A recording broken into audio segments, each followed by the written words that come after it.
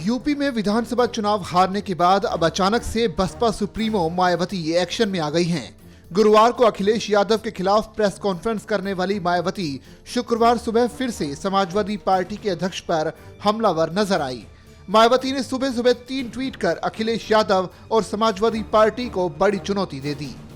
अखिलेश यादव की ओर से ये कहे जाने पर कि वो भी मायावती को पीएम बनाना चाहते थे, बसपा प्रमुख ने इस पर जोरदार पलटवार किया। मायावती ने सपा अध्यक्ष को आईना दिखाते हुए तंज कसा कि जो खुद सीएम बनने का सपना पूरा नहीं कर सका, वो दूसरे को पीएम क्या बनाएगा। मायावती ने अखिलेश को एक बार फिर बचकाना बयान ना देने की नसीहत दी है।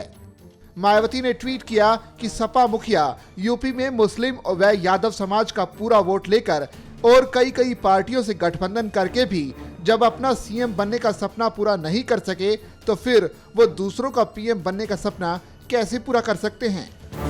एक अन्य ट्वीट में मायावती ने कहा कि इसके साथ ही जो पिछले हुए लोकसभा आम चुनाव में बीएसपी से गठबंधन करके भी यहां खुद 5 सीटें ही जीत सके, फिर वो बीएसपी की मुखिया को कैसे पीएम बना पाएंगे। अतः इनको ऐसे बचकाने बयान देना बंद करना चाहिए।